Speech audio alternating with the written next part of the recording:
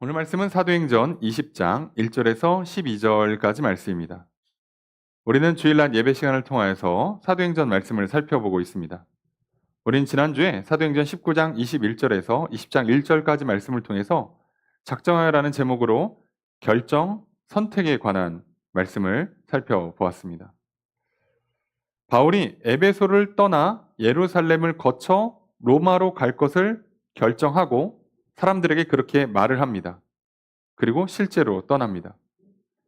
어찌 보면 자연스럽고 당연한 장면처럼 보이지만 바울은 에베소 사역이 잘 되고 있었는데 그 사역을 언제 떠나야 될지, 어디로 가야 될지, 그리고 왜 굳이 예루살렘을 가려고 하는지, 심지어 예루살렘에 가면 위험한 일을 겪을 거라고, 고난과 시련이 있을 거라는 하나님의 계시가 있었음에도 불구하고 가요.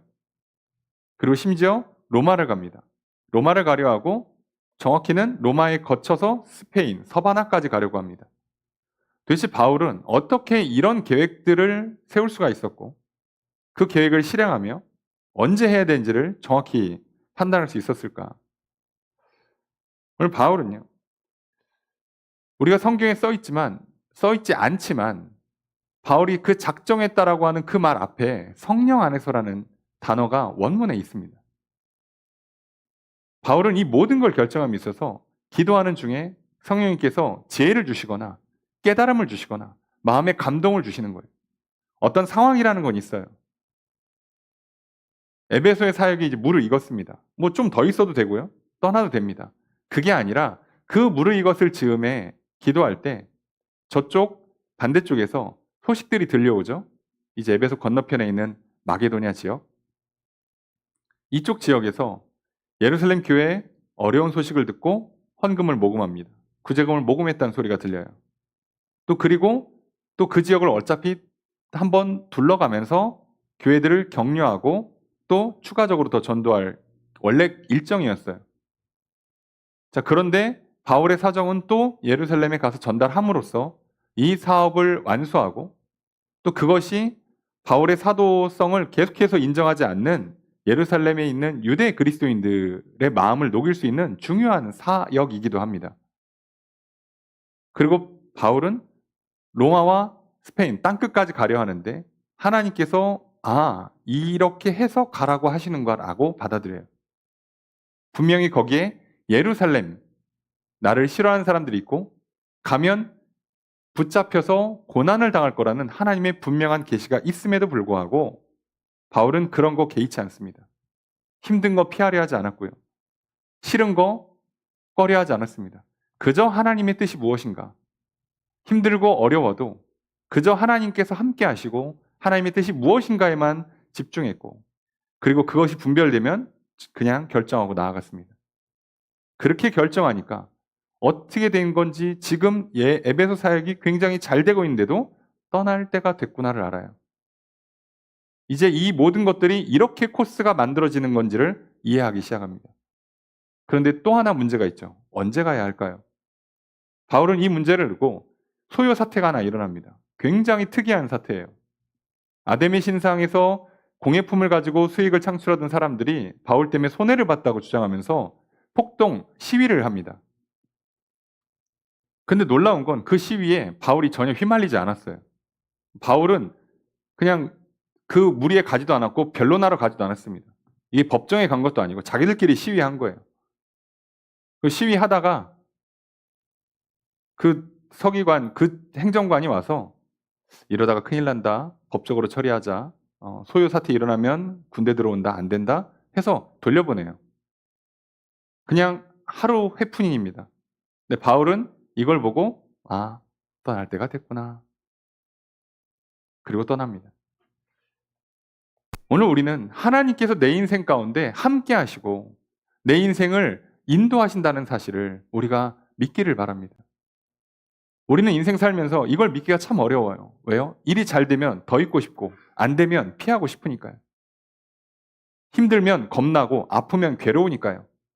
지치고 마음 상하고 외롭고 슬프니까요. 우리의 몸은 여기에 반응합니다. 안전한 곳으로 가라.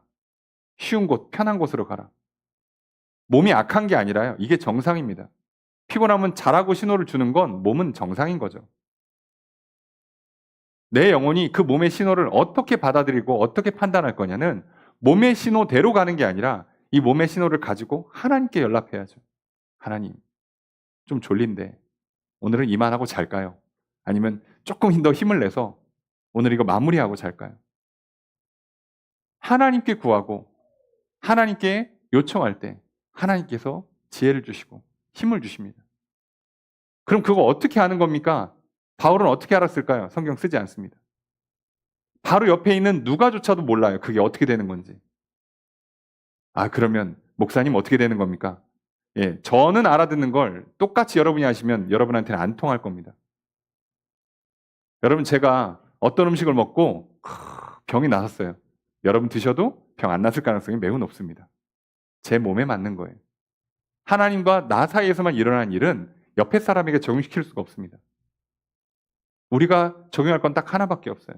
우리가 예수를 그리스도로 믿는다면 하나님 나와 함께 하십니다. 나를 만나주시고요. 성령으로 임하셔서 나의 인생을 인도하십니다. 이것만 굳건히 믿고 나아가시고 늘 예수 그리스도 이름을 불러 하나님 앞에 기도하십시오. 성령께서 깨닫게 하실 것이요. 마음을 감동시키실 것이요. 잘못된 길을 걸어갈 때 양심의 가책과 또 꺼림칙함을 느껴서 돌이키게 하실 것입니다. 그러니 오늘 우리가 해야 될 일은 어떤 원리, 원칙, 방법이 아니라 오직 하나님, 예수 그리스도로 하나님께 나아가고 성령 안에서 하나님과 동행하는 이 삶에만 집중하시면 됩니다. 그러니 오늘 우리들은 우리 인생의 매 수많은 선택들마다 이렇게 작정하는 거구나. 이렇게 결정하고 선택하는 거구나. 그리고 설령 이 선택이 남들이 동의하지 않아도 내가 순간적으로 그때 뭐에 쉬었나? 잘못했나? 심지어 인간적으로 누가 봐도 실수인 선택이라 할지라도 걱정하실 필요가 없습니다. 하나님의 전능하심은, 하나님의 능력은 내 실수보다 큽니다. 심지어 나의 실수와 나의 잘못조차도 하나님은 놀라운 창조의 재료로 삼으십니다. 그러니 우리는 완벽한 선택이 아니라 또 어떤 명확한 기준이 아니라 오직 하나님을, 예수 그리스도 안에서 그리고 성령 안에서 하나님을 만나는 것밖에 없음을 잊지 마십시오. 오늘 지난 한 주를 사시면서 매 순간 수많은 선택들을 하시면서 오셨을 겁니다. 늘 성령 안에 하나님과 동행하는 삶이 되셨으리라 생각합니다. 날마다 계속해서 예수 그리스도를 하나님께 나아가시고 성령 안에서 하나님을 임재 가운데 성령 하나님을 만나심으로 늘 하나님과 동행하시는 인생, 그때그때마다 무엇을 선택하는지 용감하고 지혜롭고 평안한 인생, 그리고 그 모든 것들이 하나님께서 귀하게 재료를 삼으시고 아름다운 결실로 맺게 하시는 놀라운 인생 되기를 주의 이름으로 축복합니다. 그러면 내 안에 하나님 나라가 이루어질 것이고요. 나를 통해 우리 가운데 하나님 나라가 이루어질 것입니다. 근데 바울은 그 인생을 이제 살아가요. 바울은 결정한 대로 이제 떠나겠죠. 에베소를 떠납니다. 에베소를 떠나서 하는 사역들. 그럼 우리는 이제 바울이 이쪽 마게도냐 지역으로 다시 가서 2차 전도여행 때 세웠던 교회들 쫙 돌아보면 또 얼마나 참 교회들을 잘 세우고 또 얼마나 놀라운 기적과 능력들이 나타나고 또 얼마나 때때로 참 극적인 어떤 시련들도 오고 그럴까라고 기대하는 마음으로 성경을 읽으면 아무 내용도 나오지 않습니다. 6절에 이 지역에서 사실상 2년 정도에 해당하는 시간, 1년 반에서 2년 정도로 봐야 되거든요. 이 정도에 해당하는 시간에 있던 사역을 6절로 줄여서 그냥 보냅니다. 근데 그 6절에도요, 사역 내용은 사실상 한 문장도 써 있지 않습니다. 사도행전의 저자가 누가인데 의사가 이런 식으로 글 쓸 리가 없거든요. 전달하고자 하는 메시지가 다를 겁니다. 무엇이었을까? 왜 2차 전도여행 때 그때 그렇게 세웠던 마게도냐 교회, 빌립보 교회, 베레아 교회, 그 다음에 제일 중요했던 2차 때 제일 중요했던 고린도 교회, 이 지역들을 돌고 왔는데 왜 아무 얘기가 없지? 그럼 그 얘기 말고 다른 더 중요한 얘기가 있다는 건데, 이거 말고 그럼 하나님께서 바울의 인생을 인도하실 때 바울은 이렇게 계획을 세워서 지금 갔잖아요. 그럼 그 계획대로 가고 그 계획 가운데 어떤 일이 일어나는 게 아니라 하나님 뭔가 또 다른 일을 하세요. 오늘 우리는 그걸 보려고 합니다. 오늘 사도행전 20장 1절에서 12절 말씀을 통해서 저는 오늘 위로를 받았더라라는 제목으로 말씀을 전하려고 합니다. 왜 여기서 뜬금없이 위로가 나올까? 성경에 위로를 받았다고 써 있으니까요. 제가 근데 뜬금없이 위로가 나오는 게 좀 이상하잖아요. 근데 이 위로를 바울이 받은 것도 아니에요. 이 지역, 드로아 지역 사람들이 받습니다. 도대체 바울과 상관도 없고 여러분 드로아 지역 자체도 사실상 바울이 1차, 2차, 3차 통틀어서 사실상 교회를 세운 적이 없는 지역이에요. 도대체 왜 이 지역에 가야만 하고 이 지역에 위로를 받았다. 이 지역에 있는 성도들이 위로를 받았다는 게 왜 그렇게 중요할까? 이거 말고 앞에 내용들은 왜 그렇게 그냥 건너뛰어버릴까? 그런 의미에서 오늘 우리에게는 꼭 기억할 게 하나 있습니다. 사람은 위로가 필요합니다. 성도도 위로가 필요합니다. 우리가 알고 있는 위로라는 것은 보통은 아이고 힘들지 어떻게 라고 공감하는 것만을 위로라고 생각합니다. 근데 성경에서 말하는 위로라는 단어는 기본적으로 공감해준다, 뭐 따스한 말로 뭐 이렇게 이해해준다가 는 뜻보다 사실은 권면한다, 그리고 응원한다는 뜻이 훨씬 더 강합니다.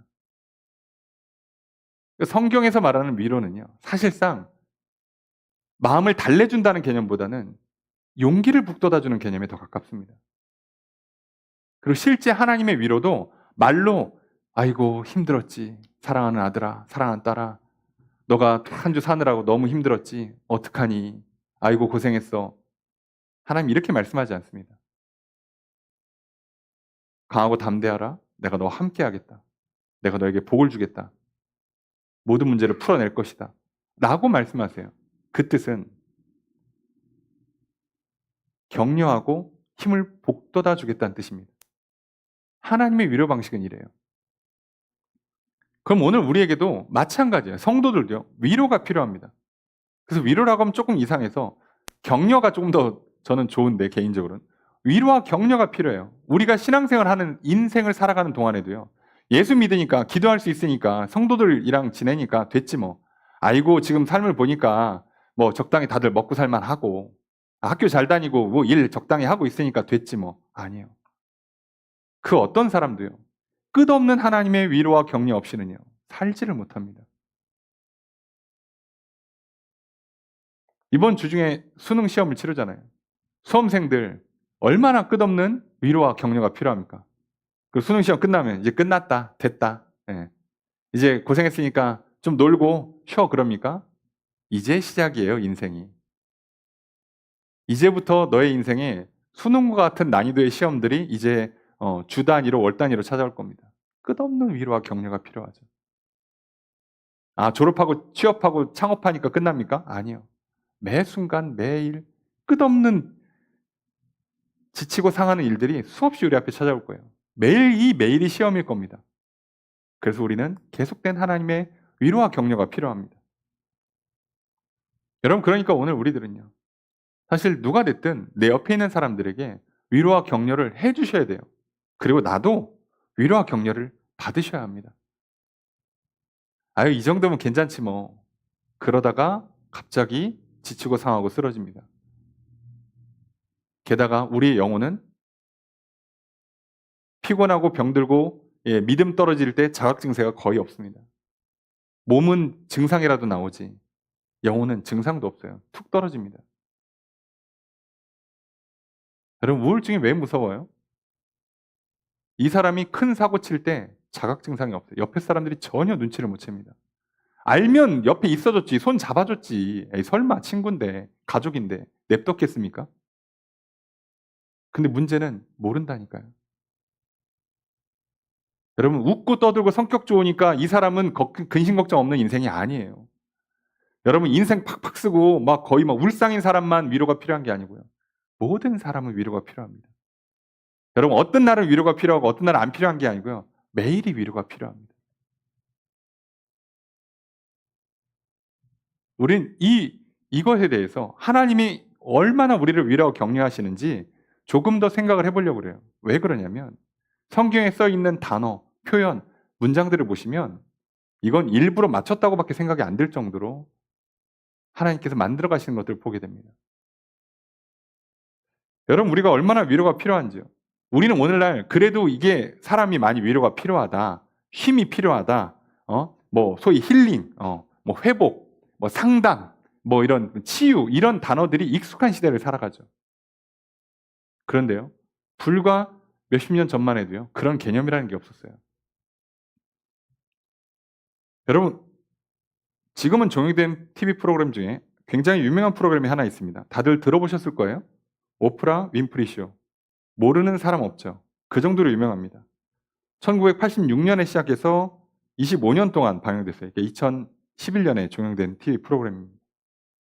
그 TV 역사상 가장 영향력 있는 TV쇼. 시청률 당연히 최상위권에 있는 TV쇼예요. 당연히 이 쇼가 유명한 건 그 쇼의 호스트가 되는 오프라 윈프리 때문이죠. 근데 오프라 윈프리가 이 쇼를 그렇게 유명하게 만든 이유는 그 당시에 다른 수많은 토크쇼들과 차이점이 하나 있었어요. 그건 그녀 자신의 인생이 어린 시절에 빈곤한 시절을 보내고 학대, 폭력을 당하고 그리고 의붓아버지한테 성폭행 당하고 그런 비극적인 일들로 점철돼 있었어요. 당연히 방황하고 사고치고 문제가 돼요. 게다가 흑인이잖아요. 여자고. 그런데 그녀에게 할머니와 학교의 선생님이 끝없이 위로와 격려를 보내줍니다. 그래서 버텨요. 이 여자가. 그래서 버티면서 이제 일상적인 삶을 살다가 방송국에서 방청객 아르바이트죠. 아르바이트를 했다가 패널 한 사람이 비는 바람에 잠깐 그 자리에 갔는데 말을 너무 잘해서 그 고정 패널이 됐다가 또 너무 잘해서 그래서 아예 그 사람을 호스트로 세우는, MC로 세우는 쇼가 하나 시작됩니다. 근데 뭐 말을 잘해서 그럴 수는 있어요. 그런데 왜 이 쇼가 이렇게 대단한 쇼가 됐냐? 이 오프라 윈프리가 자기의 그 어린 시절의 그 괴로운 10대, 20대를 거의 정말 절망과 흑암 가운데 보냈던 인생이거든요. 그 여인이 자기가 그랬기 때문에 게스트들이 나오면 다 유명한 사람들이 나오잖아요. 다 TV쇼에 나온다는 건 조만간 영화 홍보하러 나오고 드라마 홍보하러 나오고 뭐 가수들 앨범 홍보하러 나오고 유명한 사람들 새 제품 홍보하러 다 나오는 거 아니겠습니까? 그런데 그거를 얘기해 주는 게 아니라 자기가 얼마나 힘들었는지 알기 때문에 이 사람들의 이야기를 들어주면서 그 과정이 얼마나 힘든지 저들의 화려한 인생 이면에 저들 똑같이 인간이기 때문에 저들이 우리보다 유명할 뿐이지 우리보다 돈이 많을 뿐이지 사는 거 괴로운 건 똑같다는 걸 보여주기 시작해요. TV에서. 수많은 사람들이 울고 공감하고 위로를 받습니다. 쇼 호스트가 자기 얘기하지 게스트가 와서 나도 그렇다고 얘기하지. 그래서 사람들이 쇼를 보면서 뭐라고 해요? 야, 나만 힘든 게 아니구나. 사람 사는 게 다 비슷하구나. 힘들긴 매한 가지구나 라고 공감을 하기 시작해요. 그리고 그 과정 가운데 결국은 저렇게 견뎌내고 성공한 사람들을 통해서 오프라 윈프리가 무슨 교훈적인 얘기 한마디도 안 합니다. 단지 뭐예요? 시청자들이 알아서 위로받는 거예요. 나도 힘을 내자. 야, 저런 사람도 사네. 저런 사람도 살아서 저렇게 빛나는 인생이 됐네. 야, 나도 힘을 내야지. 그래서 이 쇼가 어마어마하게 폭발적인 인기를 얻게 됩니다. 그래서 그런 방식의 쇼가 사실 없었던 거예요. 80년대에 나온다는 건 말도 안 되죠. 오늘날이야 이런 방송 기법들이 그리고 오프라 뭐 효과라고 그러죠. 상담하고 하는 일들을 지금은 뭐 우리나라의 대표적인 오땡땡 선생님 같은 분들 계시잖아요. 예. 아예 하죠. 예. 하다 개도 훈육하잖아요. 예. 강땡땡 선생님들 오셔가지고 예. 개도 훈육하고 이게 우리한테 자연스럽지만 사실상 오프라 윈프리 이거의 시초라고 봐야 돼요. 얼마나 위로가 됩니까? 우리도 이렇게 그 말 안 듣는 아이들 이렇게 훈육하는 장면을 보면서 많은 위로를 받잖아요. 우리 애는 착하구나. 야, 나만 육아하느라고 고생하고, 야, 내가 무슨 문제 있는 부모인 줄 알았어. 나만 무능력한 부모인 줄 알았어. 그게 아니라 다 어려워요, 다. 위로가 되죠. 물론, 제 생각 개인적으로는 한국은 좀 문화적으로 아직 조금 더 그런 면에서 성숙할 필요가 있다고 생각하는 부분이 있습니다. 그걸 보면서 자꾸 정죄를 해요. 아유, 저놈의 집구석, 저건 부모가 잘못했네. 저 애가 저거 어쩌려고 커서 뭐가 되려고 그러냐. 그게 아니고요. 그만큼 사람이 그 인생 살면서 생각이 잘못 들어가고 마음이 상하고 지치고 괴롭고 외롭고 힘들 때 이걸 똑바로 붙잡아 주는 게 얼마나 힘든 일인지. 그래서 한 사람을 올바른 성인으로 키워낸다는 게 얼마나 어려운 일인지를. 그리고 인생을 살면서 성인이 돼서 이제 스스로를 지키고 심지어 내가 누군가까지 지켜줘야 되는 위치에 있을 때 그것조차도 얼마나 힘든 일인지를 우리는 좀 이해할 필요가 있어요. 그리고 그걸 위해서 힘을 모아야죠. 여러분, 오늘 우리들은요. 그러니까 유명한 사람, 똑똑한 사람, 돈 많은 사람, 애, 어른, 남녀 상관없이요. 모두 위로와 격려가 필요한 겁니다. 그만큼 세상 사는 게 쉽지 않다는 얘기죠. 그런데 이건요. 예수 그리스도를 믿는 성도들도 똑같이 위로가 격려가 필요합니다. 왜요? 우리도 똑같이 세상 살아요. 힘듭니다. 근데 우리한테는 추가로 뭐가 붙냐면 죄의 유혹이 붙습니다. 사단의 영적인 공격이 붙어요.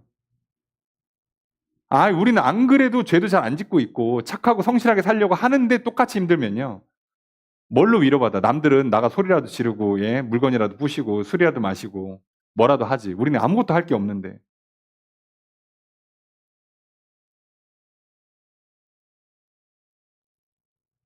여러분, 그러면 우리 생각에는요. 지금 이렇게 힘든 사역을 하고 있는 사도 바울을 하나님이 위로해 주셔야 될 것 같잖아요. 근데 오늘 성경은요. 사도 바울이 위로를 받았다고 쓰는 게 아니라 이 드로아 지역에 있던 성도들이 위로를 받았다고 씁니다. 뭐지?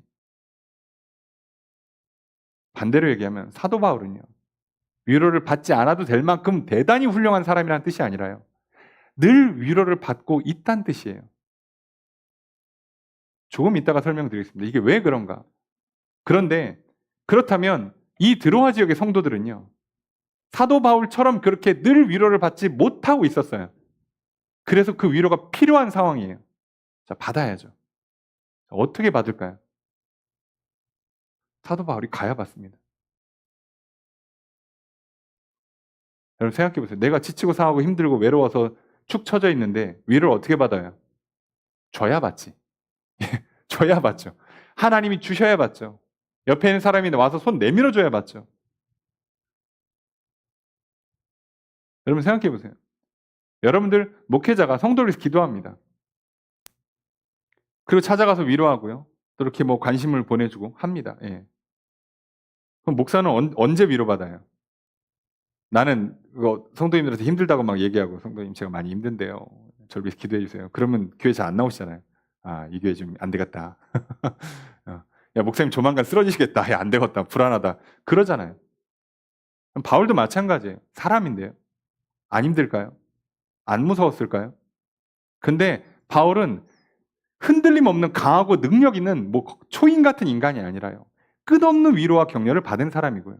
그리고 하나님은 그 사람을 통해서 위로가 필요한 곳에 보내세요. 그리고 바울이 가서 이 드로아 지역 사람들에게 하나님의 위로와 격려를 전달해 주는 겁니다. 오늘 우리는 이 장면을 보려고 그래요. 이게 사도행전의 내용이에요. 교회가 이미 세워졌어. 그리고 그 교회를 다시 위로와 격려하는 거 굳이 않습니다. 왜요? 이건 다른 서신들을 보면 내용이 조금씩 나오니까요.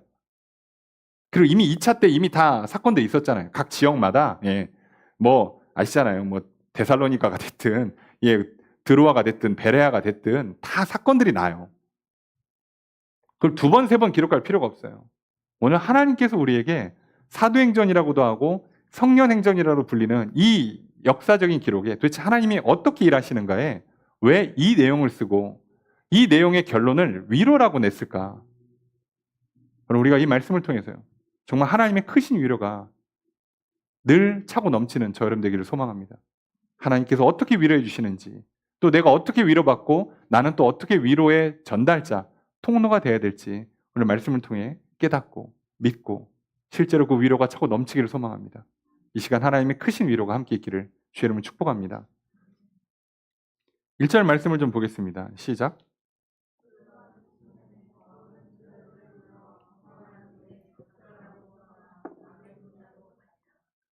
자, 바울이 이제 에베소를 떠나서 마게도니아에 갑니다. 그래서 이제 마게도니아 지역을 가서 여기를 쭉 두른 다음에 이제 예루살렘 가서 전달하고 그리고 여기서 로마를 가고 자, 그 다음에 스페인까지 갈 거예요. 얼마나 긴 여정이고 또 얼마나 대단한 멋지고 훌륭한 계획입니까? 자, 그럼 이제 어떻게 해야 돼요? 하나님께서 이 길을 지금 열어줘도 지금 쉽지 않아요. 길을 활짝 열어주고 사람도 붙여주고 그 과정을 순탄하게 풀어줘도 이 코스 자체가 난이도가 높아요. 기본 난이도가 높아. 도와줘도 힘들 판에요. 그러면 우리 생각에는 쭉쭉 열어줘도 지금 힘든 일을 하나님 어떻게 하시는가? 일이 꼬입니다. 자, 이게 어떻게 꼬이냐면 하나님께서 이 내용들을 보시면 이제 마게도냐로 건너갔다고 돼 있죠. 2절에 보면 그 지방을 다녔다. 그리고 제자들을 권면했다. 그리고 헬라에 갔다. 이렇게 써 있죠. 그리고 거기 석 달 있다가 라고 돼 있습니다. 이렇게 하면 뭔 말인지 하나도 모르시겠죠. 그래서 지도를 하나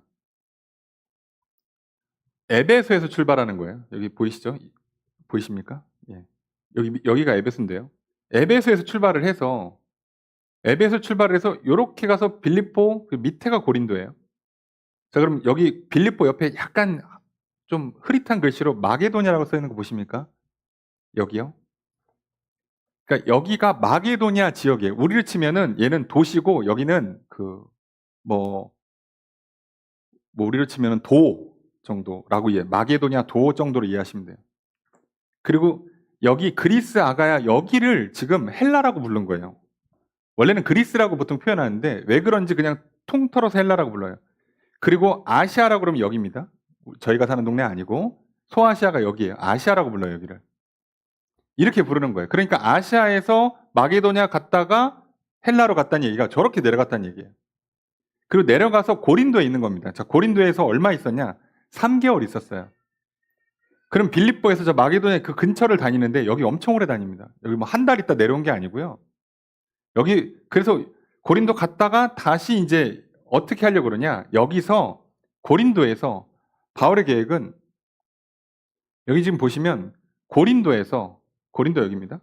여기서 여기가 이제 그 예루살렘이에요. 근데 예루살렘에 배가 직항이 없어. 그죠? 현실적으로 이해하셔야 돼요. 요즘 같은 시대가 아니니까 이렇게 뚫고 가면 배 다 부서집니다. 그래서 해안선 따라가야 돼. 해안선 따라서 이렇게. 그러다 보니까 어디서 한번 쉬냐면 여기서 한번 쉬어요. 구브로나 여기. 그래서 여기를 뭐라고 부르냐? 수리아라고 불러요. 또는 원래 여기 선교 사역을 파송했던 교회, 안디옥 교회, 여기를 수리아 안디옥이라고 하거든요. 안디옥 교회, 여기는 비시디아 안디옥이고 수리아 안디옥, 여기를 거치는 거예요. 그러니까 모교회로 가는 게 아니라 예루살렘 가는 배가 여기 들렸다 가요. 근데 표현을 큰 도시로 해야 되니까 여기서 배 타고 찍고 잠깐 쉬었다가 예루살렘 가려는 게 원래 계획이에요. 이게 원 계획. 자, 이랬으면 바울의 전도 여행 코스가 최소 6개월 이상 짧아졌을 겁니다. 자, 그런데 계획은 이거였어요. 계획은 이건데 이 계획이 바뀝니다. 어떻게 바뀌냐? 여기서 배 타고 수리아로 간다고 그랬죠. 가려고 했는데 그때 유대인들이 바울을 해하려고 배에서 해하는 거예요. 그리고 거기서 죽이고 바다로 던져버리면 끝나니까 자, 그렇게 하려고 작당한다는 얘기를 들었어. 들으니까 어떻게 해야 돼요?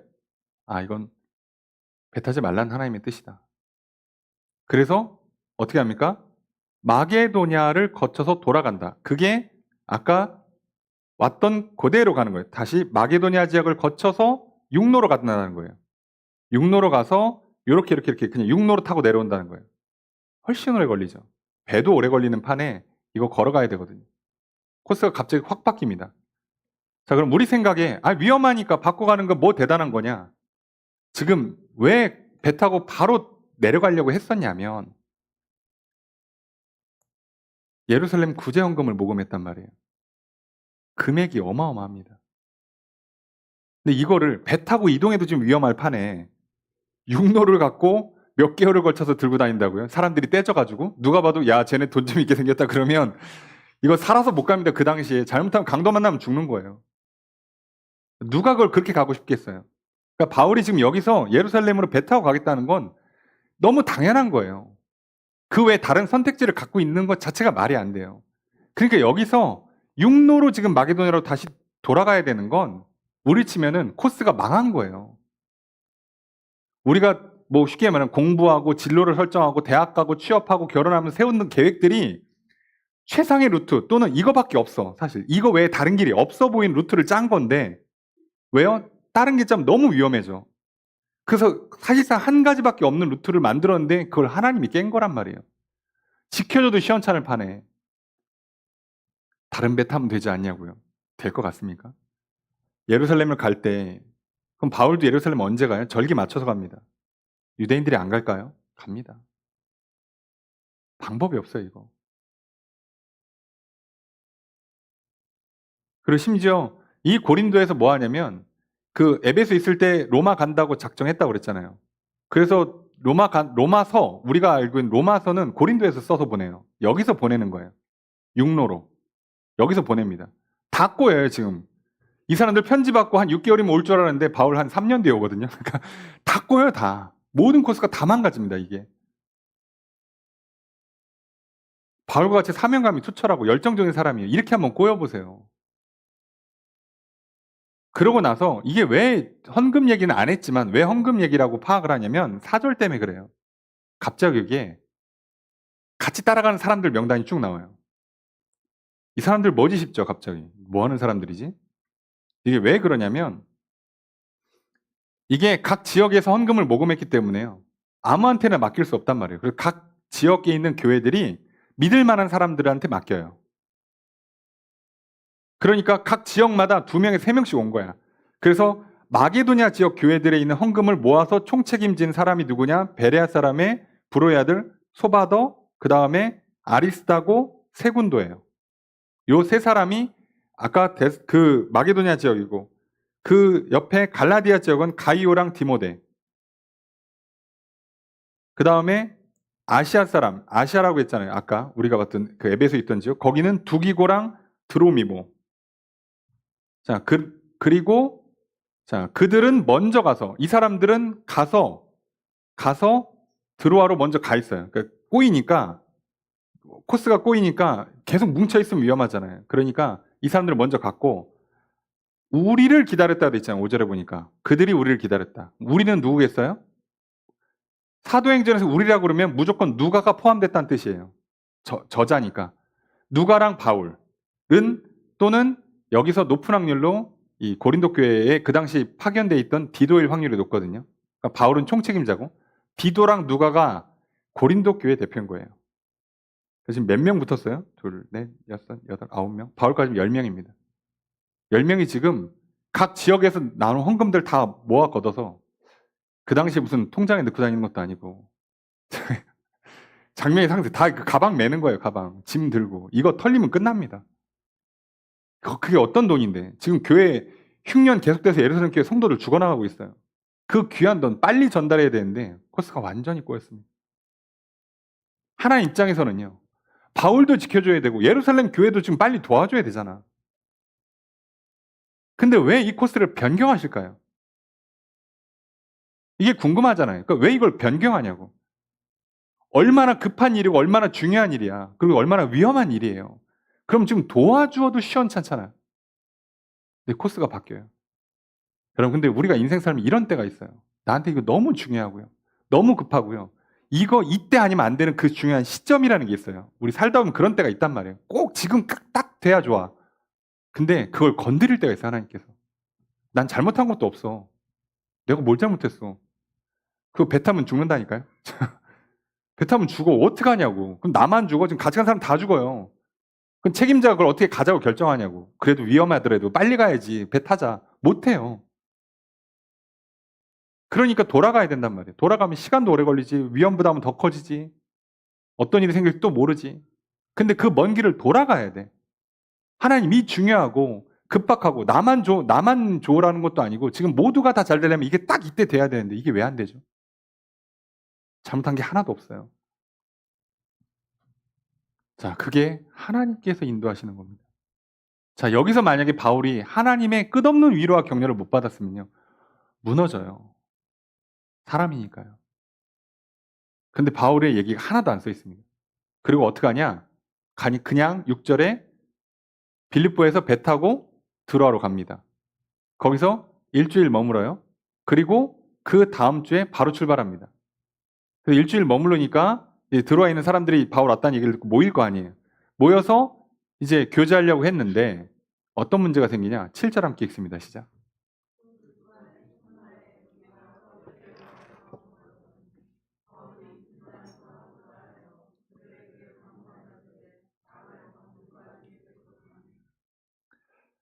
바울이 지금 보시면 이 모든 코스가 다 육로가 아닙니다. 육로로 갈 수 없죠. 떨어져 있는 거 아시겠죠? 빌립보에서 드로아로 배 타고 가야 됩니다.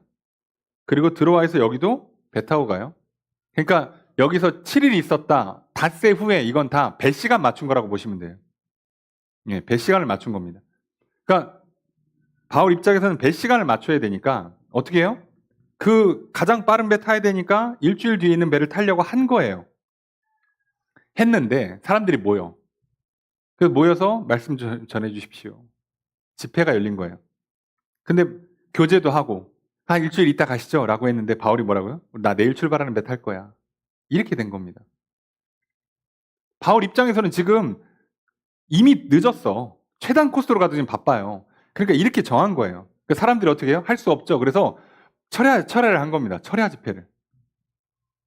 여기까지는 아무 문제가 없어. 자, 근데 밤에 집회를 하니까 어떻게 해야 돼요? 등불을 켜요. 가스등을 켜요. 자, 그럼 무슨 문제가 생길까요? 산소가 줄어듭니다. 산소가 줄어들면 무슨 문제가 생겨요? 졸려요. 졸리니까 여기 9절 말씀 함께 읽습니다. 시작.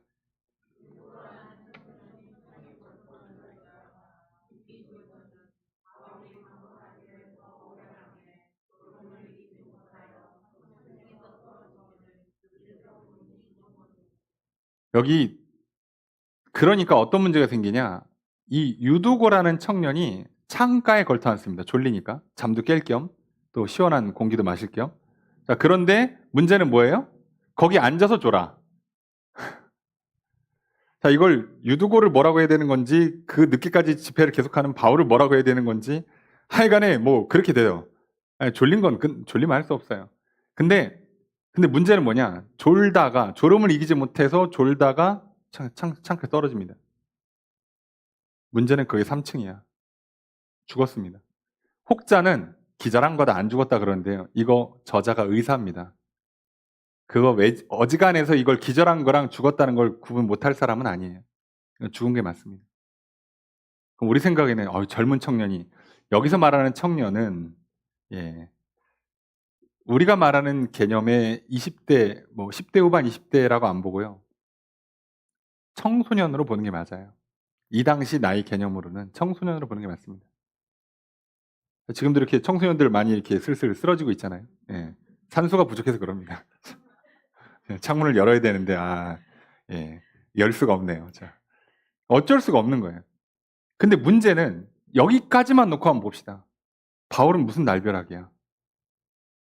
뭘 잘못했어? 도대체 지금 하나님께서 얼마나 중요하고 자기한테도 중요하고 교회에도 중요하고 그 다음 이제 예루살렘 찍고 로마 갔다가 스페인 가야 돼요. 모든 게 다 중요한 코스. 이게 지금 꼬여서 돌아가는 것도 지금 정신없는데 위험해 미치겠는데 예민하고 긴장되고 그래서 여기서 사람들 모아서 집회를 하는데 그것도 시간이 안 맞아갖고 저녁 집회를 하고 있는데 애가 떨어져 죽어요. 이제 여기에서 딱 끊어보세요. 한번 이 시점에서 딱 한번 끊어봐. 바울 심정이 어떨 것 같습니까? 진짜 어지간한 사람들은요, 진짜 하늘을 향해서 욕할 겁니다. 지금 하나님 뭐 하시냐는 거예요. 나한테 왜 그러시냐고. 진짜 이 정도면 안 무너질 사람이 없잖아요. 근데 반응이 없어요, 바울이. 이게 특이한 거예요. 왜 안 무너지지, 바울은? 우리도 인생 살다가 딱 요 시점까지만 왔다고 하면 생각해 보세요. 죽을 것 같지 않습니까? 저도 오래 살진 않았는데 이 짧은 생에도 이런 시점이 몇 번 오잖아요. 미칠 것 같거든요. 진짜 하나님 나 미워하시나 할 정도로. 이러다 심하면 그 순간에는요. 안 계신 것 같은데? 이 생각까지 들어요. 내가 불과 1시간 전에 하나님 살아계시다고 막 찬양 불러놓고 요 지점이 딱 오는 순간에 다 깨집니다. 그 정도로 충격적인 사건이 온 거예요. 그런데 오늘 성경은요. 바울을 위로하지 않습니다. 바울은 어떻게 합니까? 내려가서 엎드려 기도합니다. 그저 기도해요. 아, 죽은 사람 기도하면 뭐 하냐고. 뭘 어떻게 기도해야지. 자, 근데 문제는 뭐예요? 기도하고 났더니 숨을 쉬어. 그래서 뭐라고 합니까? 몸을 안고 뭐라고 얘기합니까? 조용히 해라. 수근수근 대고 막 사람 놀랬을 거 아니에요. 수근수근 대 생명이 있다. 이렇게 얘기를 하고 그 다음에 어떻게 11절에 올라가서 잠깐 브레이크 타임에 식사 좀 하고 그리고 밤새 집회를 합니다. 아무 일 없었다는 지금 사람이 죽다 살아났거든. 그러거나 말거나 살아났으니까 다시 먹고 힘내서 밤새 집회하고 그리고 나갑니다. 자, 문제는 왜 이 말도 안 되는 바울의 코스 변경과 이 드로아에서의 이 사건이 왜 성경에 쓰여져 있고 우리에게 뭘 전달하려는 메시지일까? 그게 12절이에요. 12절 함께 읽습니다. 시작.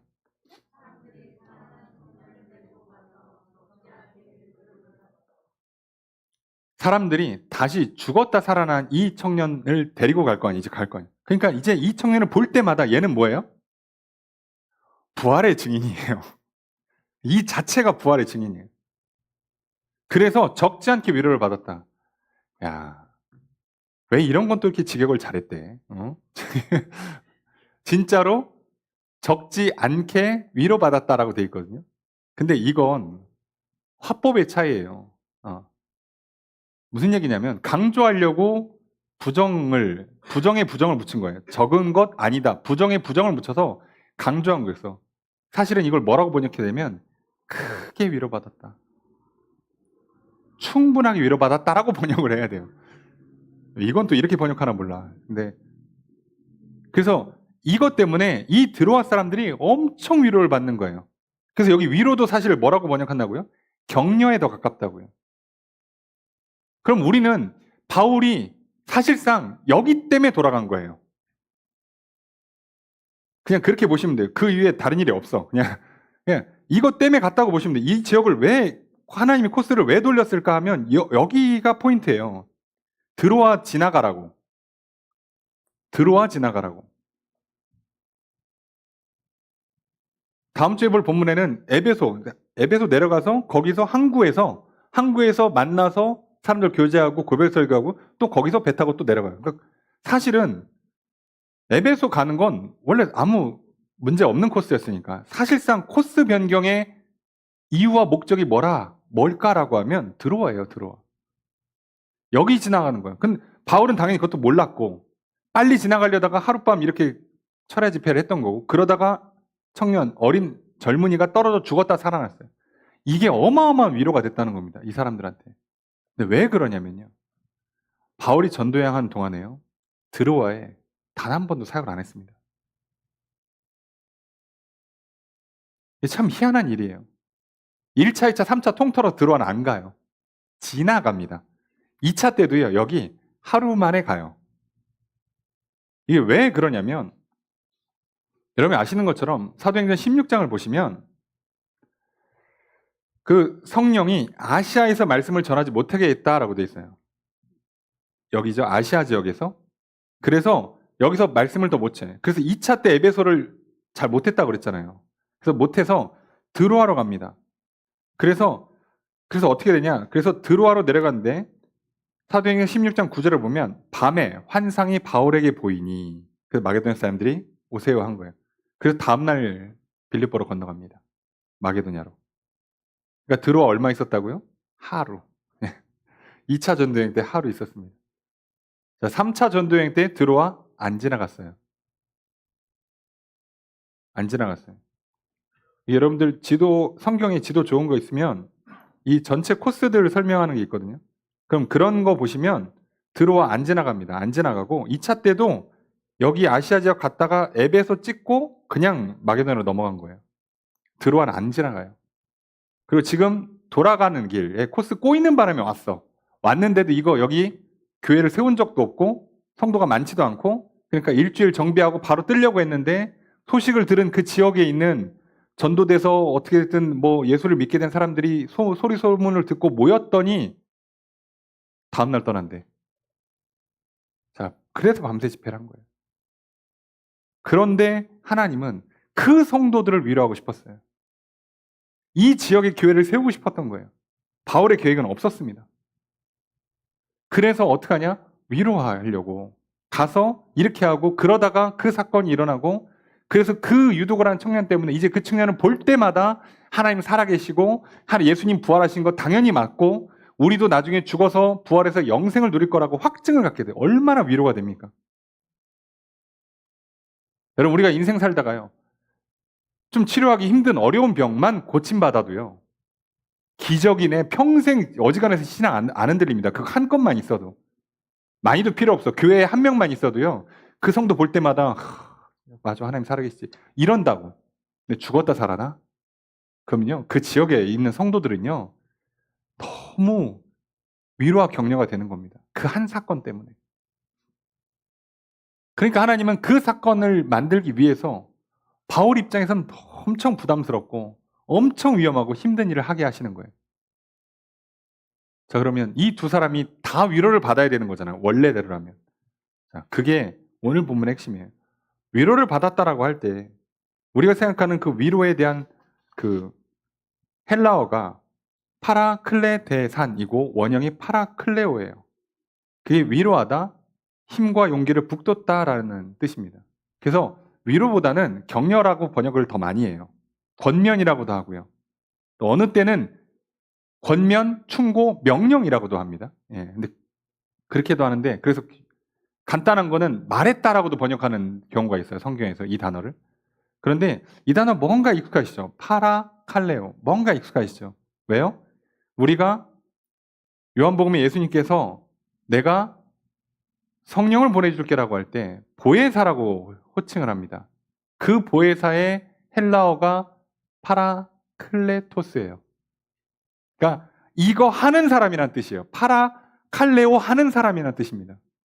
그게 뭐라고 번역해요? 보혜사. 보혜사를 뭐라고 제일 많이 번역하냐? 위로자, 중재자라고 많이 번역합니다. 그래서 격려하는 사람, 위로하는 사람, 중재해주는 사람이 보혜사예요. 자, 그러니 바울을 통해서 드로아 사람들은 파라칼레오를 받은 거고요. 위로를 받은 거고요. 바울은 항상 파라클레토스이신 성령님 안에서 위로를 받고 있는 겁니다. 그래서 이 일이 가능하게 되는 거예요. 여러분, 오늘 우리 인생에도요, 중요한 일들이 참 많습니다. 인생 스텝 꼬이거나 일 틀어지면 안 되는 거 정말 많습니다. 그런데 좀 살아보시니까 생각보다 자주 꼬인다는 걸 경험하게 되죠. 지치죠. 상하죠. 내 인생이 좀 망한 것 같죠. 이번 생은 안 될 것 같죠. 하나님 날 미워하시는 것 같고, 아, 내 복은 여기까지인가 싶고, 심하면 그래, 죽어서 천국만 가면 다행이지. 이 정도로 우리 믿음이 깎이고 우리의 신앙이 타협될 수 있어요. 여러분, 그런데요, 하나님의 생각은 나와 다릅니다. 나보다 훨씬 더 크고 높은 생각을 갖고 계세요. 나를 위로하시는 분이시고요, 나를 통해 누군가를 위로하려 하시는 분이에요. 그래서 내 인생 가운데 개입하십니다. 그러니 오늘 우리는 한 가지만 기억하셔야 돼요. 하나님, 내 인생의 주인 되신다. 하나님, 나의 위로자 되신다. 나의 격려자 되신다. 파라클레토스, 나와 함께 하신다. 나의 중재자 되신다. 우리 이것만 믿는 겁니다. 여러분, 하나님께서 함께 하시는 인생에서는요, 문제가 더 이상 문제되지 않습니다. 실패는 승리의 재료가 됩니다. 부활 봤잖아요. 죽음은 부활의 과정일 뿐이에요.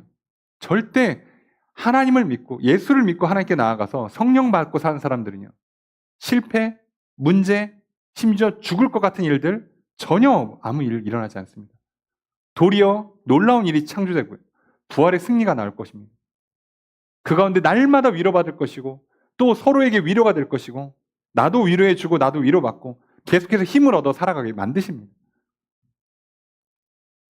여러분, 하나님께서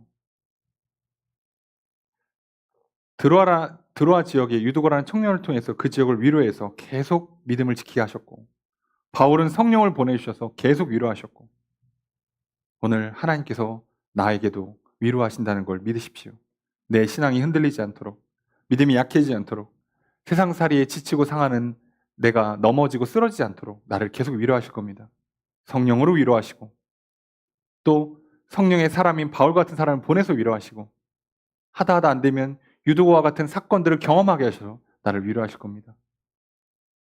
또는 내가 위로자가 돼서 누군가를 향해 만나야 될지 몰라요. 그 하나님의 인생 여정 가운데는요, 내가 생각했던 것과 정말 다른 인생의 여정이 펼쳐질 수도 있습니다. 여러분, 그러니 하나님께서 나를 위로하신다는 게, 그리고 하나님이 나를 통해서 위로를 하신다는 것이 어떤 일일까? 우리의 인생은 바울과 같은 인생이 될 거고요. 우리의 인생은 드로아 지역과 같은 인생이 될 것입니다. 그러니 매일매일 위로받아 늘 힘과 용기를 잃지 않고 살아가시는 저 여러분 되시길 주님 축복합니다. 성령 충만한 인생 되시길 주님 축복합니다. 그리고 또 이렇게 위로의 통로가 되어 주십시오. 여전히 세상에 위로가 필요한 사람들이 참 많습니다. 그러니 그들에게 위로해 줄 수 있는 사람, 그래서 가서 복음을 전하고 사랑으로 격려하고 위로해 주시는 성도님들 되시길 주님 축복합니다. 그리고 성령님 충만하지 못하는 순간에도, 그 순간에도 나에게 위로가 필요합니다. 하나님은 나에게도 사람을 보내주십니다. 바울과 동역자를 함께 하신 것처럼, 또 들어와 사람들에게 유두고라는 청년을 보내주신 것처럼 오늘 나에게도 또 사람들을 보내실 겁니다. 성령의 사람들, 하나님의 사람들, 하나님의 손길들이 끝없이 올 겁니다. 여러분, 또 위로를 받으십시오. 힘을 내십시오. 여러분, 매일매일의 삶을 살아가십니다. 여러분, 우리 가운데는 적지 않은 위로, 아니 넘치는 큰 위로가 필요합니다. 그 위로를 받아야만, 격려를 받아야만 살 수 있습니다. 그러니 성령 안에 위로받으시고, 그리고 성령의 사람들을 통해서 위로받으시고, 또 나도 누군가를 위로하는 인생 되십시오.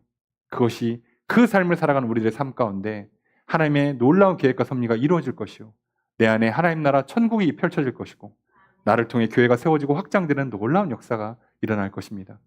매일매일 삶 가운데 어떤 일이 일어난다 할지라도 죽음의 위협, 인생의 경로가 바뀌고 힘들고 지치고 상하는 수많은 일들 앞에, 그리고 기껏 죽으라고 말씀 전했더니 사람이 죽는 것 같은 그 순간, 정말 죽을 것 같은 그 위협의 순간 앞에 무너지지 마십시오. 하나님만 붙드십시오. 그분은 위로하십니다. 그리고 다시 일으켜 세우실 것입니다. 그리고 그 이후로는 절대 넘어지지 않을 것입니다. 위로하는 하나님, 위로의 성령님, 그리고 그 충만한 위로 가운데 늘 힘있고 용기 있게 살아가시면서 누군가를 위로하시는 저 여러분들의 삶, 그런 앞으로의 일생들 되시기를 주의 이름으로 축복합니다.